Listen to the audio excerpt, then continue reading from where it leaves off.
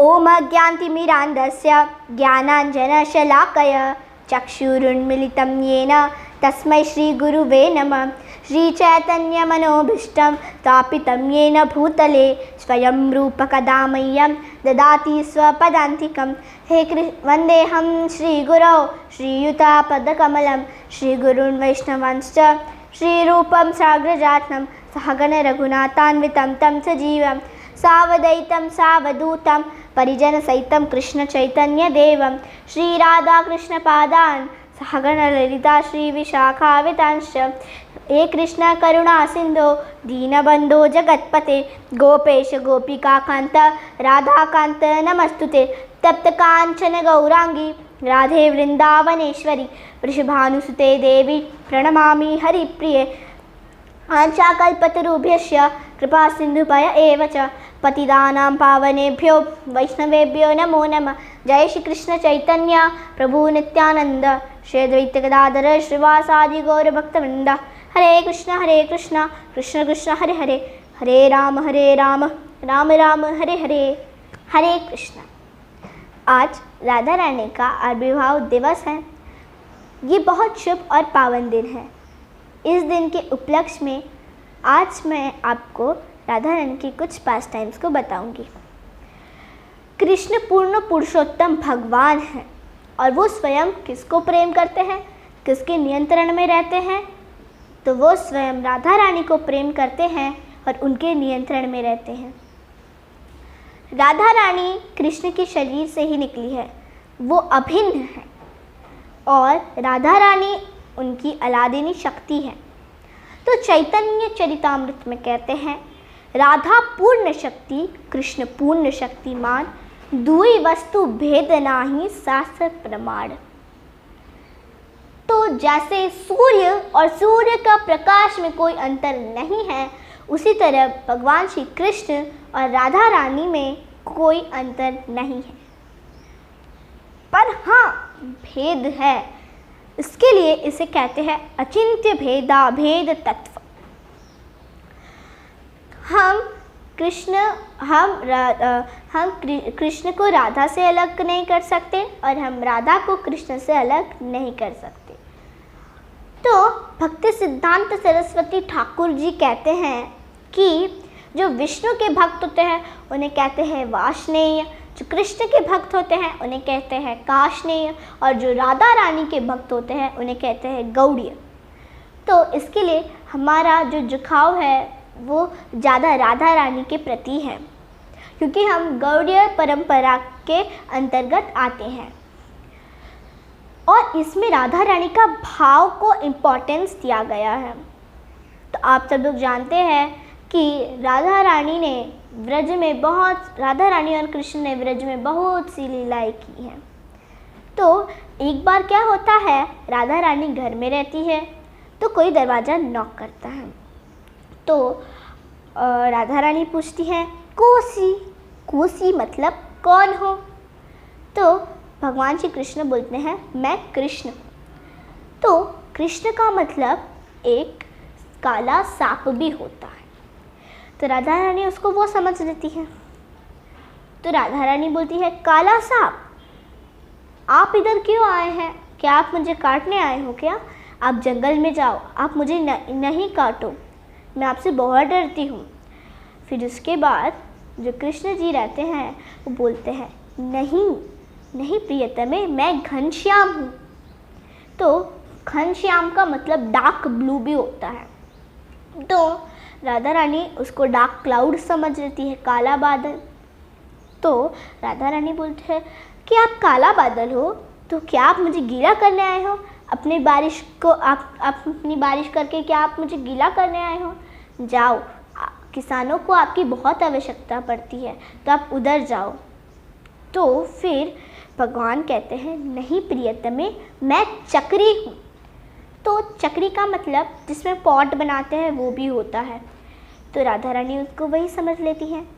तो वो बोलती हैं कि आप चक्री हो। सो चक्री, यहाँ कोई वेडिंग सेरेमनी नहीं हो रही, यहाँ कोई शादी नहीं हो रही है। जहाँ शादी ब्याह होती है वहीं तो चक्री की ज़रूरत पड़ती है। आप उधर जाइए, हमें यहाँ चक्री की कोई ज़रूरत नहीं है। फिर उसके बाद भगवान कहते हैं, नहीं प्रियतमे, मैं तुम्हारा मधुसूदन हूँ। तो मधु मतलब मधुमक्खियाँ भी होती है। तो राधा रानी उनको वही समझ लेती है और बोलती है कि क्या आप मधुमक्खियाँ हैं? अरे बाप रे, मुझे मधुमक्खियाँ से तो बहुत डर लगता है। क्या आप यहाँ कोई भी फूलों का बगीचा नहीं है? आप जंगल में जाएंगे तो आपको फूल के बगीचे मिल जाएंगे, उधर से आप रस का पान कर लेना, फूलों के रस का पान कर लेना। तो भगवान बोलते हैं, नहीं प्रियतमे, मैं तुम्हारा सच्चा हरि हूँ। तो हरि का दो मतलब होता है, एक तो बंदर भी और एक तो शेर भी। तो राधा रानी बोलती है, तो क्या आप बंदर और शेर हो? आप यहाँ मत आओ, यहाँ कोई जंगल नहीं है, आप जंगल में जाओ। तो फिर राधा रानी ऐसे भगवान के साथ बहुत सारी मस्ती करती थी। एक बार क्या होता है कि जो भगवान रहते हैं वो अकेले वन में गायों को चराने जाते हैं। तो भगवान को राधा रानी से मिलने की बहुत इच्छा होती है, तो अपनी बांसुरी उठाते हैं राधा रानी को अट्रैक्ट करने के लिए। तो राधा रानी और उनकी सखियाँ अट्रैक्ट हो जाती हैं और वो आती है। फिर भगवान देखते हैं कि उनकी जो गाय थी वो बहुत घास चलते चलते आगे तक दूरी तक चली गई थी। तो भगवान उनको ढूंढने चले गए। फिर उसके बाद जब गोपियाँ आईं तो उनको रियलाइज़ हुआ कि भगवान तो चले गए हैं गायों को ढूंढने।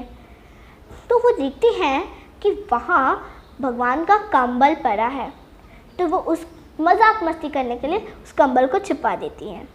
फिर उसके बाद भगवान आते हैं और बोलते हैं, क्या आपने मेरा कंबल देखा?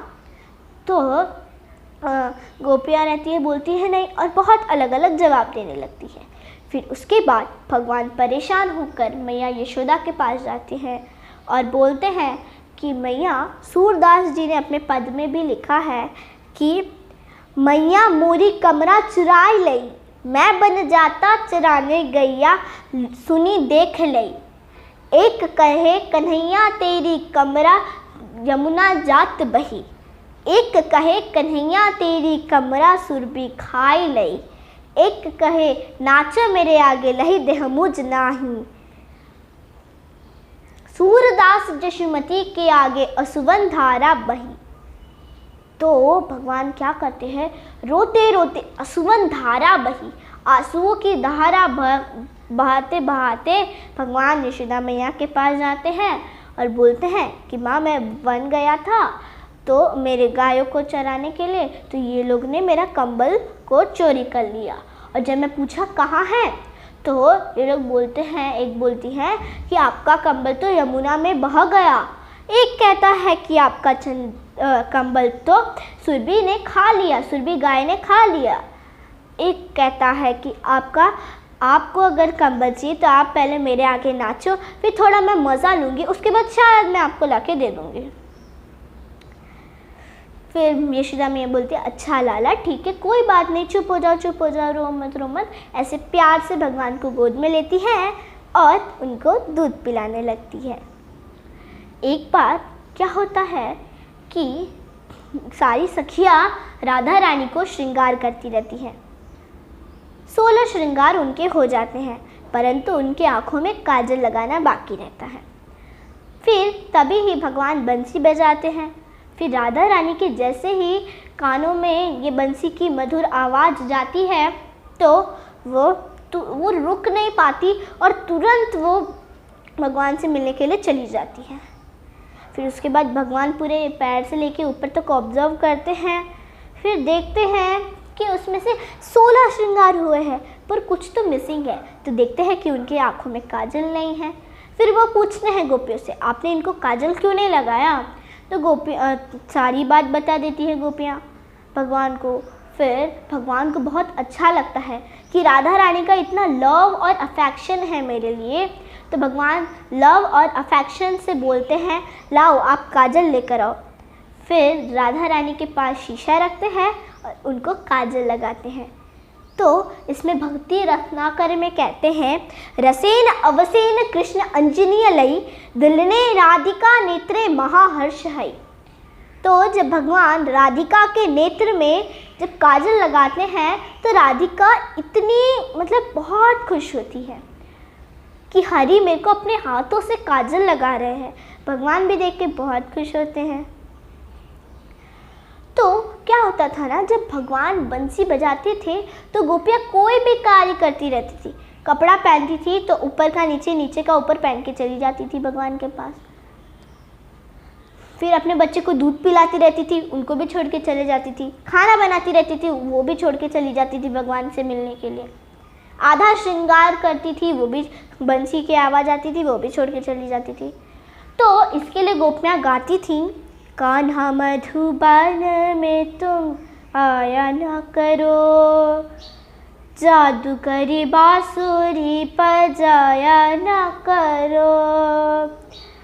कान्हा मधुबन में तुम आया न करो, जादूगरी बांसुरी बजाया न करो।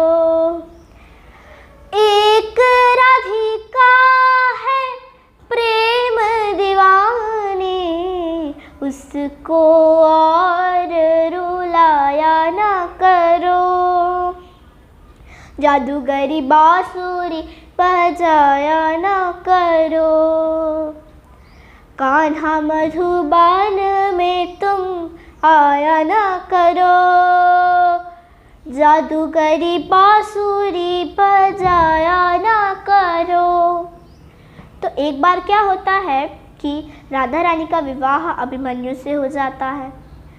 उनकी सास रहती है जटिला और उनकी ननद रहती है कुटिला, जो कि जटिला की बेटी रहती है। तो वो लोग सोचते हैं कि कृष्ण रोज़ राधा से मिलने आता है, ये कुछ ज़्यादा ही नहीं हो रहा। एक काम करते हैं, हम राधा को रूम से लॉक कर देते हैं, रूम में लॉक कर देते हैं, फिर कृष्ण तो मिलने ही नहीं आएगा। फिर वो लोग ऐसा ही करते हैं। फिर भगवान क्या करते हैं, विंडो से आते हैं और राधा रानी से मिलके चले जाते हैं। फिर जटिला आती है, बोलती है क्या कृष्ण तुमसे मिलने आए थे? तो राधा रानी बोलती है नहीं। तो जटिला की नज़र वो बांसुरी पे पड़ती है। तो जटिला उस बांसुरी को उठा के बोलती है फिर ये बांसुरी कहाँ से है यहाँ? तो राधा रानी को कुछ सूझता ही नहीं है। फिर वो बोल देती है कि माँ पिछले रात को तो बांसुरियों की बारिश हुई थी। तो जटिला बोलती है क्या तुम मुझे झूठा समझती हो? अच्छा दिखाओ ज़रा। तो भगवान तो अपनी भक्तों की बात सच करने के लिए जैसे ही जटिला और कुटिला दरवाज़ा खोल के देखती हैं, पूरे रास्ते में बांसुरियाँ रहती हैं। जैसे प्रहलाद की बात सच करने के लिए भगवान खंबे से निकल गए। प्रहलाद जी से पूछा गया कि क्या इस खंबे में भी भगवान है? तो भक्त प्रहलाद जी ने कहा कि हाँ। तो भगवान उधर से भी निकल गए। तो एक बार क्या होता है कि अभिमन्यु रहता है, वो राधा रानी को मथुरा लेकर जाता है ताकि कृष्ण उनसे मिलने ना आए। हमेशा हमेशा के लिए मथुरा लेकर जाता है। तो वो पूर्णमासी से आज्ञा लेता है कि मैं लेकर जाऊँ। तो पूर्णमासी जो रहती है वो बोलती है कि तुम ये अच्छा नहीं कर रहे हो, तुम जो भी राधा और कृष्ण के बारे में सुन रहे हो ये सब झूठ है। तो पूर्णमासी ये भी बोलती है कि आप अभी मत लेकर जाओ इन्हें। तो अभिमन्यु बोलते ठीक है। तो उनकी जो जटिला माता रहती है वो राधा रानी को बोलती है कि तुमको पता है क्या, चंद्रावली ने गौरी देवी की पूजा की, तो उसने पूजा की तो उसका पति गोवर्धन मल्ला इतना पैसे वाला हो गया, तो तुम भी करो गौरी देवी की पूजा। तो भाई अब सास की बात को मानना ही पड़ेगा। तो राधा रानी गौरी देवी की पूजा की, फिर रोज मंदिर जाती थी। एक दिन क्या हुआ कि भगवान आकर राधा रानी का रास्ता रोक दिए। तो राधा रानी आर्ग्यूमेंट करने लगी कि हटो मेरे को जाने दो। फिर राधा रानी फूल तोड़ने गई, तो फिर भगवान भी फूल तोड़ने गए। फिर उसके बाद जो चंद्रावली की सखी पद्मा देख ली कि जो कृष्ण और राधा है वो दोनों साथ में हैं, तो तुरंत जाके अभिमन्यु को बता दे कि कृष्ण राधा गौरी मंदिर में साथ में हैं। अब अभिमन्यु को बहुत क्रोध आया, वो पूरा तैयार होने लगा गौरी मंदिर जाने के लिए। तो भगवान तो अंतर्यामी है, भगवान को सब पता है, तो भगवान तुरंत गए गौरी मंदिर के अंदर और गौरी देवी जैसा ड्रेस पहन लिए और जहाँ गौरी देवी थी वहाँ खड़े हो गए।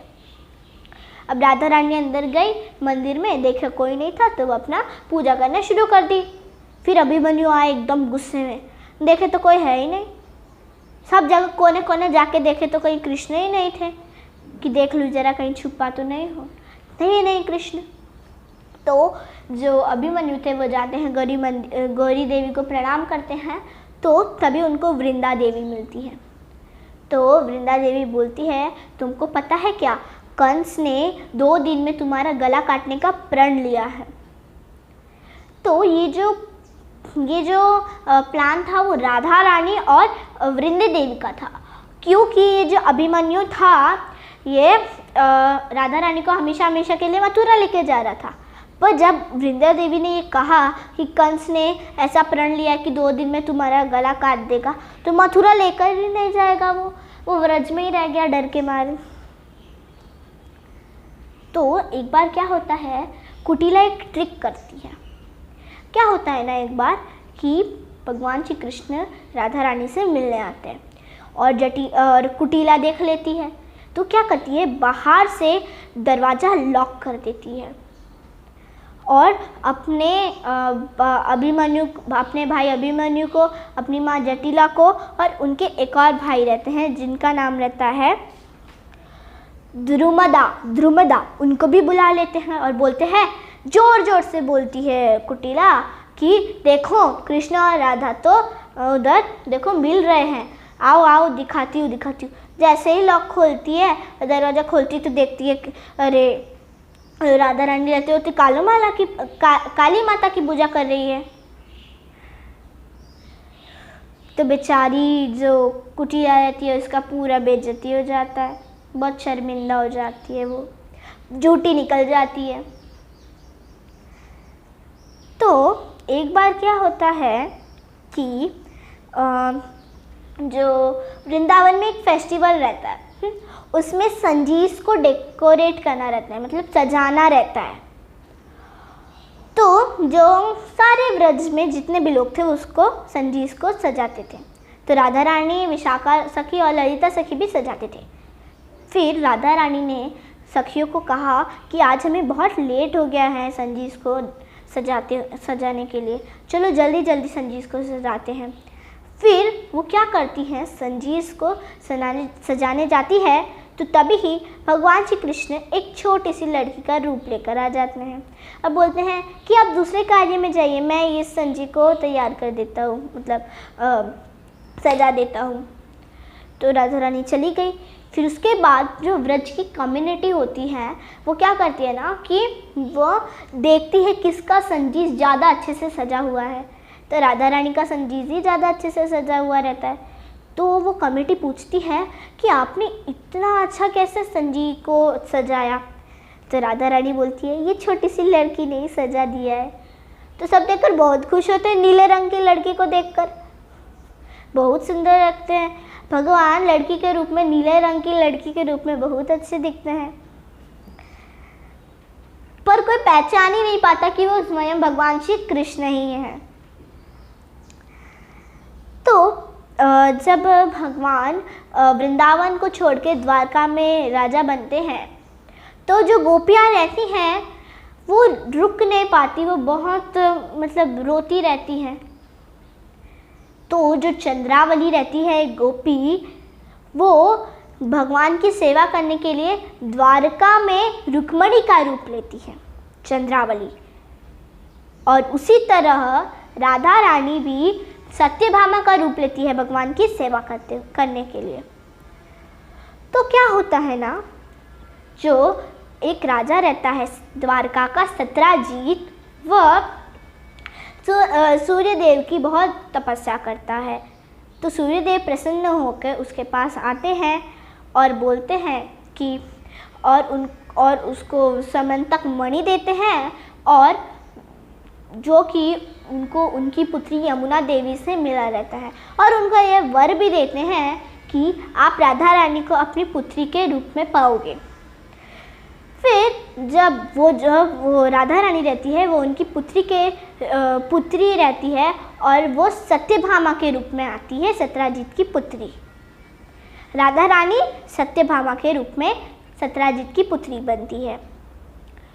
तो वो जो रहता है सत्यभामा, उनकी विवाह कृष्ण से हुआ रहता है। तो जो श्यामंतक मणि रहता है, वो श्यामंतक मणि वो जो सत्यजीत रहता है, वो एज अ गिफ्ट भगवान श्री कृष्ण को देता है, और वो भगवान श्री कृष्ण वो श्यामंतक मणि बलराम जी को देते हैं, और वो श्यामंतक मणि एज अ गिफ्ट वो सत्यभामा को देते हैं, मतलब राधा रानी को देते हैं, और वही सत्यभामा श्यामंतक मणि अपने बालों में लगाती है। इसके लिए उसका नाम पड़ा श्यामंतक मणि। तो एक बार क्या होता है कि जो जटिला और कुटिला रहती हैं, वो बात करती हैं कि ये कृष्ण है ना, ये तो रोज आता रहता है इधर, तो इसको हमें कुछ कैसे तो करके कुछ तो करना चाहिए। तो जटिला बोलती है कि हम एक काम करते हैं, राधा को बंद कर देते, कहीं जाने ही नहीं देते, ना ही पवन सरोवर में, ना ही यमुना में, ना ही फॉरेस्ट में सूर्य पूजा करने के लिए। तो जो कुटिला रहती है बोलती है, हाँ ये सब तो हम ठीक है, ये सब तो बंद कर देंगे, पर ये जो राधा है वो तो जाती है उधर नंदग्राम में कृष्ण के लिए खाना बनाने के लिए, और उसको दुर्वासा मुनि का आशीर्वाद भी है, तो क्या होगा। फिर जटिला बोलती है, तो क्या मतलब क्या मेरी बेटी दूसरे के घर पे, ऐसा नियम कहाँ लिखा है कि कोई भी एक पत्नी किसी दूसरे के घर जाकर खाना बनाएगी, कहाँ लिखा है। और अगर यशोदा को इतनी ही ज़रूरत है कि उसका लाला को राधा का ही हाथ का चाहिए, तो वो धनिष्ठा को भेजे, धनिष्ठा आके लेकर जाएगी जो भी राधा बनाएगी स्वीट, उसको जाने की ज़रूरत नहीं है। तो फिर कुटिला बोलती है, पर अगर वो भी नहीं मानी तो। और जो जटिला रहती है वो ये भी बोलती है कि तुम जाके यशोदा को बोल देना ये। तो कुटिला रहती है वो बोलती है कि अगर वो नहीं मानेगी तो, क्योंकि उसको तो दुर्वासा मुनि का आशीर्वाद भी है राधा को कि वह किसको भी छू देगी उसका जीवन बहुत बड़ा हो जाएगा, बहुत लॉन्ग लाइफ तक जिएगा। और उसका बेटा जब ये उसका हाथ का बना खाना खाएगा, मतलब कृष्ण, तो वो जो डायमंड्स के जो अटैक होते हैं वो उससे बच जाएगा, असुरों के जो अटैक्स होते हैं उससे बच जाएगा। तो जो जटिला रहती है वो बोलती हैं कि ऐसा थोड़ी ना होता है, वो अपने पुत्र से प्यार करती है तो मैं भी मेरी पुत्री से प्यार करती हूँ, मैं मेरी पुत्री को कहीं नहीं जाने दूँगी, तुम जाकर बोल कर आओ। तो जो रहती हैं जटिला ये भी बोलती है कि क्या उसको दुर्वासा मुनि और मेडिटेट करेंगे और उसको आशीर्वाद देंगे कि तुम जिसके भी घर पे जाओगी उसका लॉन्ग लाइफ रहेगा, तो तुम क्या यशोदा हर एक के घर लेकर जाएगी, क्या इसको छू देगी मेरी बेटी, तो ऐसा हो जाएगा। ये तो मतलब ये नियम का तोड़ है, मतलब ये जो रूल्स है उसका तो ये रूल्स का ब्रेक्स है, तो हमें इसको ऐसे राधा को नहीं जाने देना चाहिए। फिर उसके बाद कुटिला ये बात पूरी यशोदा मैया को बोल कर आती है, और उसके बाद से राधा रानी घर पे रहती है, ना ही कहीं जा सकती है वो। तो उनको हाई फीवर आ जाता है, बहुत हाई फीवर आ जाता है। जो उनकी सखियाँ रहती हैं वो उनको एकदम सॉफ्ट और कूल लोटस के ऊपर सुलाती हैं, तो वो लोटस रहता है वो पूरा पाउडर में बदल जाता है, इतना हीट रहता है उनके अंदर। उनको चंदन का लेप करती है, गीले चंदन का, वो गीला चंदन पूरा सूख जाता है, इतना हीट रहता है उनके अंदर। तो उस दिन जब राधा रानी नहीं आती है तो रोहिणी माता बनाती है खाना, तो भगवान इतने सेटिस्फेक्शन से नहीं खाते हैं, इतनी संतुष्ट होकर नहीं खाते हैं। तो यशोदा मैया देखती हैं तो वो धनिष्ठा को बोलती है कि जाओ तुम राधा से कुछ बना कर लेकर आओ। तो धनिष्ठा जाती है और देखती है कि राधा रानी का ऐसा हालत, वो मतलब बहुत सोचने लगते हैं कि मैं क्या करूँ अभी। फिर वो राधा रानी के कान में जाके धीरे से बोलती है कृष्ण आए हैं। राधा रानी तुरंत उठ के देखती है। फिर जो धनिष्ठा रहती है वो बोलती है कि आपने आज खाना नहीं बनाया तो रोहिणी माता ने बनाया, तो कृष्ण इतने सेटिस्फेक्शन से नहीं खाए संतुष्ट होकर, तो क्या आप मुझे बना के देंगे कृष्ण के लिए। राधा रानी में इतनी एनर्जी आ जाती है, इतनी एनर्जी आ जाती है, वो तुरंत जाती है किचन में, सब फटाफट बना देती है। वेराइटीज ऑफ स्वीट्स केक्स सब बना देती है, मिठाइयाँ, और पैक भी करके दे देती है धनिष्ठा को। फिर धनिष्ठा के दिमाग में एक आइडिया आता है। जो धनिष्ठा रहती है वो राधा रानी को धीरे से जाकर बोलती है कि आप क्यों ना ऐसा करो कि जैसे आपको सांप ने काट लिया है, ठीक है, और फिर मैं क्या करूँगी, जैसे आपको सांप ने काट लिया, और मैं क्या करूँगी, गर्ग मुनि की बेटी नंदमुखी की बहन विद्यावली जो है उसके रूप में कृष्ण को भेज दूँगी मैं, तो आप मिल भी लेना, हो जाएगा। फिर राधा रानी बोलती है हाँ हाँ ये तो बहुत अच्छा है। फिर उसके बाद धनिष्ठा रहती है वो यशोदा मैया को देखकर आ जाती है। तो बात क्या होता है, जो विशाखा सखी रहती है वो जाती है जटिला माता के पास और बोलती है माता अनर्थ हो गया, माता अनर्थ हो गया।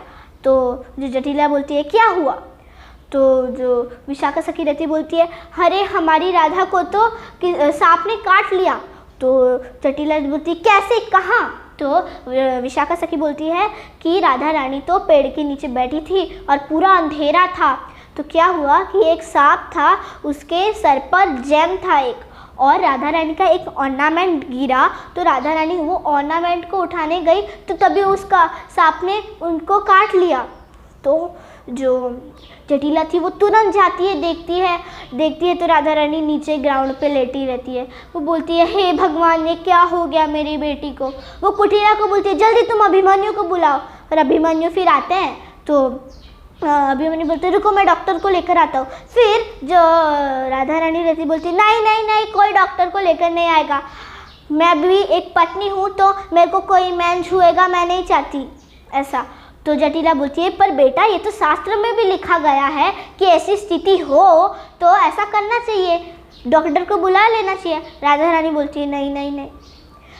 तो तभी उनके पड़ोस आता है और बोलता है कि अरे इतना टेंशन लेने की क्या ज़रूरत है, वो है ना नंदा यशोदा का बेटा वो कृष्ण, उसने तो कालिया सांप को भी तो मारा था, उसी को बुला लो। राधा रानी बोलते नहीं नहीं नहीं नहीं, उसके वजह से मेरा नाम इतना ख़राब हुआ है, अगर वो मेरे घर पर आएगा, घर पर आने की बात छोड़ो, मुझसे बात करेगा, बात करने की बात छोड़ो, मुझे छुएगा तो मैं मर जाऊंगी। एक्टिंग थोड़ी करनी पड़ेगी ना राधा रानी को इसके लिए। तो फिर जटिला बोलती है ललिता को कि तुम राधा का ध्यान रखो, मैं जाती हूँ पूर्णमासी से मिलकर आती हूँ। तो वो जो रहती है जटिला वो पूर्णमासी के पास जाती है, और तभी पूर्णमासी गर्ग मुनि की बेटी नंदमुखी से मिलती रहती है। तो जटिला जाके बोलती है कि क्या आप किसी में से स्नेक का पॉइज़न कैसे निकालते हैं, मतलब सांप का पॉइज़न कैसे निकालते हैं, उसको कैसे निकालते हैं, आता है क्या, कैसे निकालते हैं। तो नंदमुखी बोलती है मुझे तो नहीं आता, पर हाँ मेरी बहन विद्यावली को आता है। तो जो जटिला रहती है वो तुरंत बोलती है हाँ हाँ विद्यावली को लेकर आओ ना प्लीज़। तो नंदमुखी जाती है, विद्यावली को लेकर आती है। फिर लेकर आती हैं तो जो विद्यावली रहती है बोलती है सॉरी यार मैं तो नहीं जाऊँगी, मेरे को है ना पता चला कि नंद का एक बहुत शरारती बच्चा है, वो क्या करता है ना सारी सुंदर सुंदर लड़कियों को अपने पास लेकर रखता है, कहीं वो मुझे ना ले रहे, इसके लिए मैं नहीं चलूँगी। अब भगवान खुद ही बोल रहे हैं ये बात। तो जटिला बोलती नहीं नहीं अच्छा चलो, कोई मैं उससे बचा कर रखूँगी, तुम चलो चलो। बोलते हैं अच्छा ठीक है। तो वो जाते हैं घर पे। फिर अभिमन्यु और जटिला जो विद्यावली का चरण का अभिषेक करते हैं और फिर बोलते हैं, और उनका जो पानी रहता है वो पानी राधा रानी के ऊपर छिड़कते हैं और जटिला वो पानी को लेकर जाती है और बोलती है, राधा तुम इस पानी को पियो, तुम्हारे लिए बहुत पावरफुल रहेगा, तुम्हारा सांप का पॉइज़न निकालने के लिए। तो राधा रानी पी भी लेती है उसको।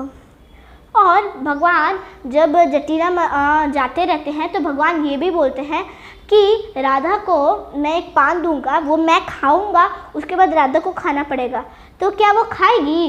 तो जटिला बोलती है हाँ हाँ वो ज़रूर खाएगी, वो तो ब्राह्मणों को बहुत रिस्पेक्ट देती है। तो फिर भगवान क्या करते हैं, भगवान बहुत सारे तंत्र मंत्र करते हैं। तो राधा रानी पहले ना पूरा कपड़े से ढकी रहती है। तो फिर भगवान बोलते हैं कि आप इनका ये कपड़ा हटाइए, मेरे को एक एक पार्ट बॉडी का छूकर मेरे को तंत्र मंत्र करना होगा। तो जो जटिला रहती है वो उनका कपड़ा उतार लेती है। फिर भगवान बहुत सारे एक एक पार्ट को छू के तंत्र मंत्र करते हैं। थोड़ी देर बाद वो पीछे मुड़ के जटिला को बोलते हैं कि माँ कुछ नहीं हो रहा, क्या करूँ अभी? तो जो जटिला रहती है वो बोलती है कि आप बोले थे ना मुझे वो पान वाला, वो पान दे दो ना मेरे बेटे को। तो भगवान वो पान करते हैं, पहले खुद चबाते हैं, फिर राधा रानी को देते हैं पान चबाने के लिए।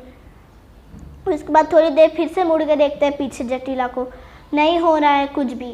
तो जटिला बोलती है अब क्या होगा? फिर भगवान मतलब विद्यावली बोलती हैं कि हाँ एक मंत्र है मेरे पास जिसको पर वो सीक्रेट रखना है, वो किसी को बताएंगे नहीं, हम वो किसी को बता नहीं सकते। इसके लिए आप सब लोग यहाँ से चले जाओ, मैं और राधा होनी चाहिए सिर्फ यहाँ। तो फिर सारे लोग चले जाते हैं। तो फिर भगवान ना दो आवाज़ में बात करते हैं। एक तो जो सांप है, हाँ जो सांप है उसके आवाज़ में, और एक विद्यावली के आवाज़ में। तो भगवान विद्यावली के आवाज़ में से बोलते हैं कि तुम कहाँ से आए हो, हे सर्पों के राजा तुम कहाँ से आए हो? तो सर्प के राजा बोलते हैं कि मैं तो कैलाश से आया हूँ। तो विद्यावली के आवाज़ में भगवान बोलते हैं कि आप क्यों आए हो और किसने भेजा है? तो सांप के राजा बोलते हैं कि मेरे को शिव जी ने भेजा है ये अभिमन्यु और जटिला को काटने के लिए। तो भगवान बोलते हैं क्या अभिमन्यु ने क्या अपराध किया है? तो जो सर्प के राजा रहते हैं बोलते हैं अभिमन्यु ने कोई अपराध नहीं किया है, पर जटिला ने अपराध किया है, 2 अपराध किए हैं। तो विद्यावली के वॉइस में भगवान बोलते हैं कि जटिला ने क्या 2 अपराध किए हैं? तो जो सर्प के राजा रहते हैं वो बोलते हैं कि जटिला ने कृष्ण के ऊपर झूठा झूठा इल्ज़ाम लगाया है और राधा रानी को कहीं नंदग्राम कृष्ण के लिए खाना बनाने जाने नहीं दिया है। तो फिर जैसे ही ये बात जटिला सुनती है बोलती है अरे हे विद्यावली आप ना वो सर्प के राजा का जो है गुस्सा शांत करो, मैं अभी कभी ऐसे राधा को रोकूंगी नहीं, नंदग्राम जाने के लिए मैं नहीं रोकूंगी, ठीक है ना? अब प्लीज़ उनका गुस्सा शांत करो। तो जो सर्प के राजा रहते हैं वो बोलते हैं कि ठीक है, आप लोगों को क्या करना होगा, आप अपने बेटे के ऊपर सर के ऊपर हाथ रखो दोनों, जटिला और कुटिला, और बोलो कि मैं कभी भी राधा को ऐसे नंदग्राम जाने से मना नहीं करूँगी। तो दोनों लोग ऐसे करते हैं, जटिला और कुटिला। फिर उसके बाद सर्प वहाँ से गायब हो जाते हैं। फिर क्या होता है कि रात का समय हो जाता है। तो नंदमुखी और विद्यावली बोलते हैं चलो अभी चलना है घर भी। तो जो जटिला रहती है वो बोलती है आप लोग यहीं सो जाइए ना। तो जो विद्यावली बोलती है ठीक है मैं यहीं सोऊंगी, पर मैं राधा के साथ सोऊंगी। तो जो रहती हैं जटिला बोलती है हाँ ठीक है आप जाइए, राधा के पास सो जाइए। तो ऐसी है राधा रानी को सांप काट लेता है। तो कृष्ण स्वयं कहते हैं कि विना राधे प्रसादेन नम कृपा न लभ्यते। एक बार क्या होता है कि शिव जी जो रहते हैं वो भगवान से पूछते हैं कि भगवान हमें आपकी कृपा कैसे प्राप्त होगी? तो भगवान बोलते हैं कि जो भी मेरे शरण में आता है उसको मेरी कृपा प्राप्त नहीं होती है, पर जो राधा के शरण में आता है उसको, और वो कहता है कि मुझे कृष्ण की कृपा चाहिए, उसको फिर मेरा कृपा जरूर मिलता है। बिना राधा प्रसादेन नम कृपा न लभ्यते। तो इसके लिए हम भी राधा रानी के चरणों में वंदना करते हैं ताकि वह हमें कृष्ण कृपा दे सकें। तो आप सब मेरे साथ बोलिए, राधे रानी की जय, महारानी की जय, राधे रानी की जय, महारानी की जय। बोलो बरसाने वाली की जय जय जय, बोलो बरसाने वाली की जय जय जय, राधे रानी की जय, महारानी की जय। बोलो बरसाने वाली की जय जय जय, ठाकुरानी की जय, हरि प्यारी की जय, ठाकुरानी की जय, हरि प्यारी की जय। वृषभानु दुलारी की जय जय जय, वृषभानु दुलारी की जय जय जय, राधे रानी की जय, महारानी की जय। बोलो बरसाने वाली की जय जय जय, बोलो बरसाने वाले की जय जय जय, राधे रानी की जय, महारानी की जय। गौरांगी की जय, हेमांगी की जय, ब्रजराज कुमारी की जय जय जय, ब्रजराज कुमारी की जय जय जय, राधे रानी की जय, महारानी की जय, राधे रानी की जय, महारानी की जय। बोलो बरसाने वाली की जय जय जय, बोलो बरसाने वाले की जय जय जय, राधे रानी की जय, महारानी की जय। हरे कृष्णा।